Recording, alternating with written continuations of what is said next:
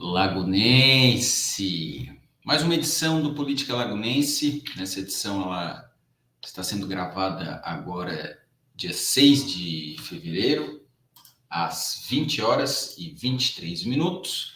Amanhã de manhã, no caso, você está vendo esse vídeo provavelmente hoje de manhã, né, dia 7, eu tenho um compromisso fora da cidade, por isso que eu tive que deixar essa edição gravada. E por ser uma edição gravada, que não vai ter uma interação aqui direta com o público que acompanha, eu decidi fazer uma pauta pensando no futuro da cidade, discutindo algumas questões sobre o futuro da nossa Laguna Amada, para acrescentar a minha perspectiva ao debate público sobre o futuro da nossa cidade. Futuro, né, que é algo que a gente tenta especular sobre, mas é mais fácil errar do que acertar, né? Porque a gente só tem um cenário para acertar e milhões, milhares, bilhões de cenários aí para errar, né? Então fica aí essa observação. E ao falar de um futuro da nossa cidade, né, eu quero, para você que queira aí que eu continue fazendo esse trabalho por bastante tempo durante o futuro, deixa aquele curtir aí no vídeo, compartilha, se inscreve no canal, ativa o sininho, seja um apoiador aí da fiscalização cidadã da política lagunense, né, com o link ali na descrição do vídeo, que isso é muito importante aí para que esse trabalho continue sendo independente, né, e tenha uma voz ativa dentro do debate político da nossa Laguna Amada. Pessoal, futuro de Laguna. Como é que vocês enxergam o futuro de Laguna? Às vezes eu tenho dificuldade para enxergar os cenários, né? E para enxergar os cenários a gente precisa fazer alguma análise dos momentos que estão para acontecer em curto prazo, em médio prazo e a longo prazo, e talvez num prazo, vamos dizer assim, um prazo póstumo, né? Que é um prazo que nós não estaremos mais aqui nessa cidade, né? Ou nessa terra, melhor dizendo, né? Que já estaremos vamos dizer assim, vamos dar tchau para essa experiência terrena, né? Mas pensando agora no futuro da nossa cidade, esse ano, 2024, tem um super evento que vai decidir o rumo da cidade, que são as eleições para prefeito e eleições para vereador. A gestão de um prefeito, ela pode impactar a cidade por anos e anos, décadas, dependendo do que acontece dentro daquela gestão. A gestão atual, por exemplo, ela vai ficar marcada pela incompetência da gestão dos gastos públicos, né? Mas também tiveram algumas obras aí que são importantes para o desenvolvimento do nosso município, independente se as obras foram mal executadas, né? Porque foram, e tanto é que se elas tivessem ocorrido tudo bem, o farol não ia acontecer tanto problema, não ia ter a CPI das obras, o anel binário já ia estar pronto, era para ter ficado pronto em 2022, a gente já está em 2024 e o prefeito provavelmente não vai conseguir entregar essa obra, né? Então, toda gestão tenta deixar uma marca para a posteridade, né? E pensando em 2024, pessoal, eu vejo que para a cidade começar a desenvolver, para ela ter vamos dizer assim, maior clareza nas ações políticas, maior transparência, o primeiro passo para essa eleição é a conscientização, né, do cidadão lagunense, do povo, né, dos habitantes, dos eleitores, para a importância desse evento. E para entrar nessa seara, a gente precisa vencer o que é chamado de niilismo político. O niilismo é um conceito que é muito debatido na filosofia. O Nietzsche, né, aquele filósofo alemão que tem uma prosa excepcional e algumas ou quase todas as ideias mirabolantes e malucas. Ele falava muito do niilismo na sua obra, teve um momento na sua trajetória que o niilismo foi um ponto da sua obra, e ao falar muito dessa ideia, ele também acabou se tornando um niilista político, um apolítico, aquele que achava que a política ela não resolveria de fato os problemas do ser humano. Eu, durante muito tempo, tive nesse limbo desse niilismo político, achei que não adiantava de nada eu querer usar da política para transformar o mundo, porque parecia que já estava tudo posto como dado, né? Algo que não seria alterado que eu não teria condições de alterar, até que eu conheci alguns cursos da Controladoria Geral da União, estudei a Lei de Acesso à Informação, comecei a navegar no portal da transparência do município e hoje eu sou um dos principais agentes responsáveis pela mudança do cenário político do nosso município, usando leis que foram criadas a partir de 2011, se eu não me engano. Essas leis, que eu falei, acesso à informação, portal da transparência e tudo mais, elas dão ferramentas para o cidadão fiscalizar os políticos e essa fiscalização, ela dá resultado, e a gente viu isso agora, né, na CPI dos kits dos dentes, essa outra denúncia que ontem foi, no caso, segunda-feira, ela foi aprovada na Câmara. Eu acho que é a primeira vez na história do município que um único eleitor, né, consegue aprovar 2 denúncias em menos de 6 meses na nossa cidade, né? Então, a gente tem capacidade para mudar esse cenário. Detalhe, né, enquanto os políticos têm cargos para negociar, eles têm dinheiro para botar no jogo, eles têm ferramentas de interesse para botar no debate público ali, para persuadir, né, a opinião dos agentes políticos, a população muitas vezes não tem as ferramentas necessárias para entrar no embate, né? Eu, por exemplo, né, vocês podem ver aqui que o cenário é precário, uma parede branca, né, uma cadeira que às vezes eu boto minhas roupas, né, um fone com microfone bem meia boca, um celular com a tela quebrada, vocês podem ver aí o celular com a tela quebrada, a minha câmera ali está quebrada também, então é um cidadão com o celular quebrado que conseguiu mudar o cenário político da cidade, né? Isso, qualquer cidadão que queira, né, que esteja disposto a entrar no debate público tem condição de fazer. Então, eu vejo que para a gente melhorar o futuro da nossa cidade, né, passa pela eleição de 2024, passa por essa conscientização e passa pela superação do niilismo político.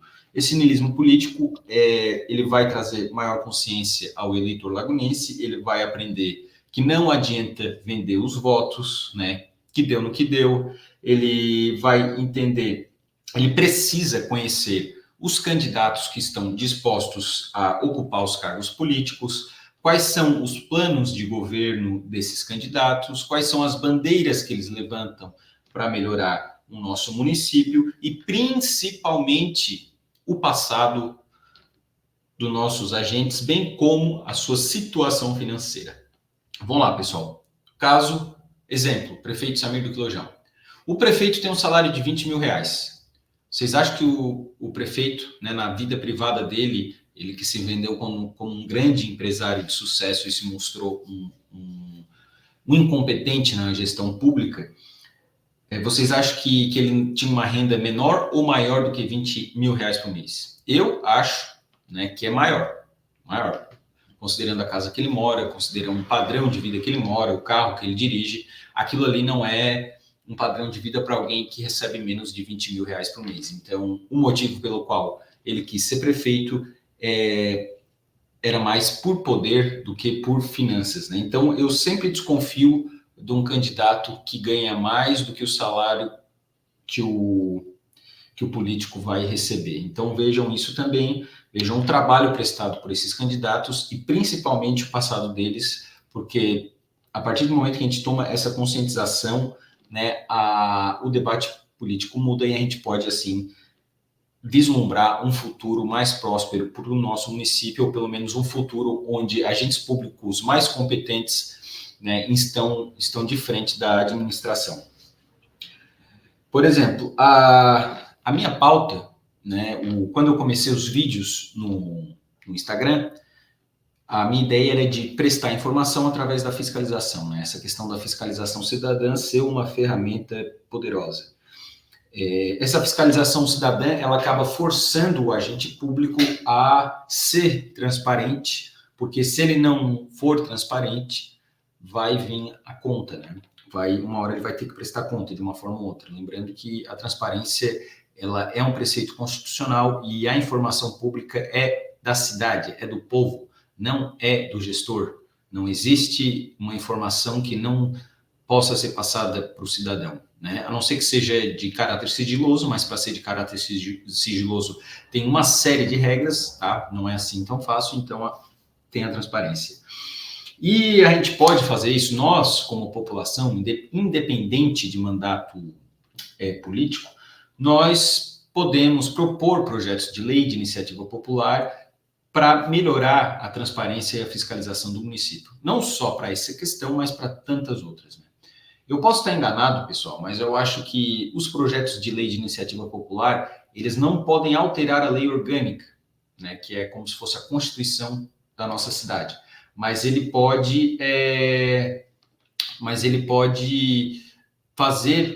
apresentar mecanismos para melhorar a gestão municipal, né? Por exemplo, em Florianópolis, uma vez eu conversei com um vereador lá de Florianópolis, o Afrânio, né? Ele foi até candidato ao Senado Federal pelo PSOL, hoje ele é vereador de Florianópolis. O Afrânio é professor, é uma pessoa gente finíssima, assim, e ele me falou de um projeto de lei que ele apresentou lá em Floripa, que foi aprovado, onde, imagina só, lagunense, isso ser aplicado na nossa cidade. Imagina. Toda a propaganda do município, o município tinha que, após a propaganda, informar o quanto foi gasto naquela propaganda. Imaginar uma propaganda de IPTU, né, uma campanha de IPTU, uma campanha de vacinação, uma campanha para divulgar um evento. Ao final daquela propaganda tinha um valor gasto naquela propaganda, ou na campanha. Isso daí gerou até uma ação no STF, que a Associação de Propaganda de Santa Catarina entrou, né, e no final o STF considerou que a lei era constitucional e ela hoje vale em Florianópolis. E a partir do momento que eu soube disso, eu pensei em várias formas de aplicar isso. Imagina, lagunense, a gente viu isso muito nessa gestão do prefeito Sarmento Quilojão, de publicações nas redes sociais informando que uma obra está em andamento, que uma rua foi calçada, né, todas essas questões. Vocês imaginem se todas essas publicações, ao final delas, tivesse o valor, né, previsto para ser gasto ou que foi executado naquela obra.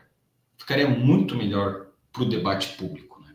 Então, às vezes, com algumas mudanças leves, a gente consegue trazer uma diferença significativa para os gestores andar na linha, né? Ontem, na segunda-feira, na sessão da Câmara, o Peterson estava lá, a gente estava conversando sobre a possibilidade de entrar com um projeto de lei que proíba os vereadores de usar o celular durante a sessão, né? Eu penso que esse assunto é um assunto que, assim, porque às vezes o celular, ele pode sim ser um meio interessante para o vereador ter ali na mão, porque às vezes vem alguma informação ali na hora que o pessoal não tinha e já resolve o problema. Por exemplo, na sessão de segunda-feira, o Tavinho usou a palavra, falou do Boto Scooby, né, que tinha a notícia que ele estava com uma rede de pesca enrolada no corpo dele, e na sequência a vereadora Nádia teve uma informação de que aquela rede já tinha sido retirada dele, né, então ali o celular acabou, né, trazendo uma informação que resolveu aquela questão. Mas a gente sabe que isso é exceção, não é a regra. Eles ficam lá, às vezes, usando o celular e rindo, enquanto um tá no grande expediente ali, o que eu considero um grande desrespeito ao vereador que está falando, aos seus colegas de tribuna e, principalmente, ao cidadão lagunense que se presta em ir lá exercer uma cidadania para ver o que eles estão debatendo na Câmara, que é um espaço tão importante para o nosso município. Agora, pessoal, pensando no futuro da cidade, né, retomando, quer dizer, o futuro, que aqui a gente já falou um pouco de o que a gente pode melhorar para o futuro, eu tenho uma opinião, e essa opinião já é antiga, eu falo há bastante tempo. Eu devo falar essa opinião há quase 10 anos já, por aí, de que Laguna precisa ter uma prefeitura própria. Essa ideia de ficar alugando prédio para ser prefeitura é vergonhosa. A gente gasta hoje aproximadamente 130 mil reais por mês para alugar o Centro Administrativo Tordesilhas. É muito dinheiro, né? Só o que foi gasto desse valor durante a gestão do Samir, eu vou fazer a conta aqui por cima, tá, pessoal? Só para a gente ter uma ideia, deixa eu fazer a conta aqui. 130 mil, né, vezes 12, vezes 4. É claro que assim, pessoal, esse valor ele pode sofrer alterações, né? Foi uma conta básica, né? Não quer dizer que ela seja isso. Mas está aqui, ó, valor de mais de 6 milhões de reais, né? Se o município gastou 6 milhões de reais de aluguel em 4 anos, dava para ter feito um financiamento aí, ter usado um terreno da prefeitura para construir uma sede própria, né? Sem contar que esse é um prédio alugado, existem outros prédios, né? E se concentrar as principais secretarias dentro de um prédio só, já elimina muito problema para o cidadão, e sem contar que isso dá autonomia e principalmente melhora a autoestima do nosso município, né? Ao construir uma sede própria, a gente pode pensar que essa sede ela pode não ter apenas um caráter político, mas um caráter cultural, né, com setores que contem a história da cidade, né, e isso vai, esse local, ele vai dar um senso de unidade para a população lagunense. Então, eu acho que esse é um ponto-chave, né, para o desenvolvimento do nosso município, é ter uma sede própria, porque ficar alugando prédio de gente aí que às vezes nem é da cidade, que pega esse dinheiro e gasta em outros municípios, é um retrocesso gigantesco. E a nossa cidade, ela é uma das cidades mais antigas do país, ela tem 347 anos. Ela é basicamente mais antiga que o Brasil, né? Porque se a gente for pensar, a independência do Brasil, a República e coisas desse tipo, a cidade de Laguna veio na época do Brasil colônia, entendeu? Então já faz muito tempo que a gente tem a nossa cidade, são 347 anos, a gente ainda não tem uma prefeitura. Pessoal, vocês entendem o absurdo disso? Outro caso, pensando, né, na questão dos poderes, é a Câmara de Vereadores. Eu acho que aquele local da Câmara de Vereadores, ele não deveria ser lá. Confesso para vocês que eu não sei se a Câmara paga aluguel para aquele prédio, ou se é do Poder Legislativo aquele local, mas ele devia estar localizado num lugar com mais densidade populacional, um lugar onde tem mais habitantes, né? Por exemplo, o Portinho é um excelente lugar para ter uma Câmara, mas na região mais povoada ali do Portinho. Não sei se tem terreno para isso, eu estou fazendo uma especulação, mas eu acho que a Câmara devia estar num lugar onde facilitasse o acesso da população, onde ficasse perto de um ponto de ônibus, vocês entendem, onde ficasse numa rota, né, que facilitasse o transporte e o acesso ali da população, porque lá é muito na contramão, né? Lá é muito na contramão. Se tu quer ir de ônibus para a Câmara, tu para lá na avenida e ainda tem que andar um bom trecho para conseguir chegar na casa do povo.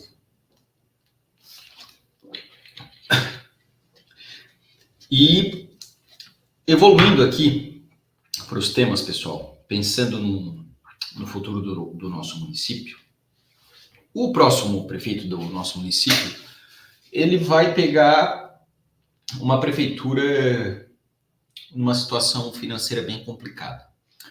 Em 2022, né, em 2021, a cidade arrecadou em torno de 140 milhões de reais e gastou 139, alguma coisa assim. Gastou menos do que arrecadou. Legal, interessante. E funcionou. Em 2022, a gente arrecadou 193 milhões de reais, tivemos um salto de 50 milhões de reais por causa de emendas parlamentares, né, e outros tipos de transferência.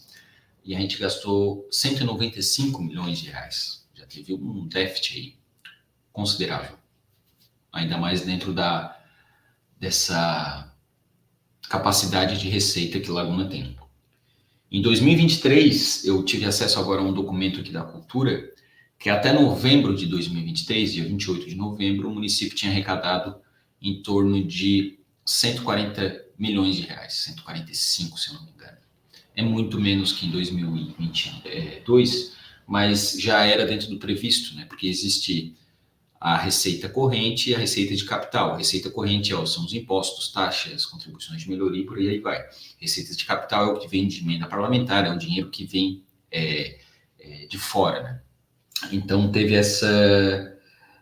por isso que teve essa diferença entre 22 e 23, e talvez isso tenha causado, né, uma sensação de vacas gordas, né, como você costuma falar aí, dos tempos áureos de bonança, e por isso a coisa degringolou em 2023 em diante, e esse ano a gente está aí começando o ano com o prefeito sendo denunciado por não responder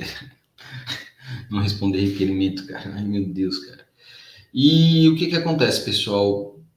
Esse próximo prefeito ele vai ter que diminuir muito aí o gasto público para conseguir botar em dia as contas, né? Por exemplo, o prefeito Samir, ele cancelou, através de um decreto, todos os empenhos do primeiro ano de mandato dele que não foram pagos.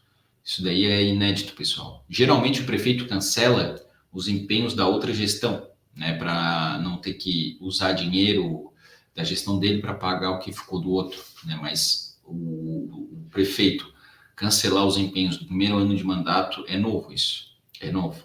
E o que acontece? Quando ele cancela esse empenho, significa o quê? Ele deixa de pagar fornecedor. É basicamente isso. Empenho é eufemismo para deixar de pagar empenho, melhor, né? Quando deixa de pagar empenho, cancelar empenho é eufemismo para calote. Porque agora esses fornecedores, que muitas vezes prestaram seus serviços, eles vão ter que entrar na justiça para ter esse dinheiro. Até agora eu não tenho nas mãos um montante de quanto Laguna deixou de pagar por causa dessa manobra fiscal, né? Mas eu acho difícil ela ser menor do que 7 dígitos, né? Que já corresponde a casa de R$ 1 milhão, milhões e por aí vai. E além disso, né? O próximo gestor ele tem que se esforçar ao máximo para entregar o básico, né? Que o básico em Laguna é aquela ideia, saúde e educação é o básico do básico. Isso daí tem que estar funcionando. Isso aí tem que estar funcionando da melhor forma possível, né? A saúde e a educação, elas têm que ser o básico do básico. Eu vou falar para vocês, se um prefeito faz a saúde girar bem, faz a educação girar bem, a ponto de ninguém reclamar, e responde todos os requerimentos da Câmara, inclusive executando os requerimentos da Câmara, vocês podem ter certeza que esse prefeito é reeleito. Pode ter certeza que ele vai governar assim na boa mesmo, tá? Porque ele vai ter apoio da Câmara, ele vai ter apoio popular e ele vai poder, e com isso, né, com o apoio da Câmara, apoio popular, ele vai continuar o trabalho de uma forma tranquila, sem nenhum grande estresse, coisa que, pelo que a gente viu aí ao longo dos anos, né, não aconteceu porque foram sempre gestões cheias de problemas, né? A do prefeito Samir agora com essa questão dos kits, entre outros problemas aí que merecem investigação, a gestão do Mauro com a Ceival, né? Tem a época do Everaldo ali com só um processo ali do Tribunal de Contas que eu vi do Everaldo estava condenando ele a pagar 300 mil reais. Teve a questão o Célio também tem seus problemas, o Cadorim, sabe? Então, ficou essa marca aí para esses gestores, e o próximo gestor ele tem que se preocupar em entregar o básico em melhorar o diálogo com a Câmara, executar o que a Câmara pede, para assim ter governabilidade e apoio popular, porque governabilidade e apoio popular são ingredientes dentro de uma receita para uma boa gestão, né? Vou pensando num futuro um pouquinho mais adiante, né? O Tribunal de Contas do Estado, ele considera importante a agenda da ONU de 2030, que tem vários e vários pontos interessantes aí para as prefeituras aplicar, né? Por exemplo, o saneamento, esgoto, né? Saneamento, água potável, trabalhos de saúde mental, inclusão social, inclusão racial, um desenvolvimento sustentável, um cuidado com o meio ambiente, né? São vários pontos específicos que a Agenda de 2030 da ONU traz, que o Tribunal de Contas aqui do Estado de Santa Catarina cobra dos prefeitos, então qualquer prefeito tem que olhar isso muito bem.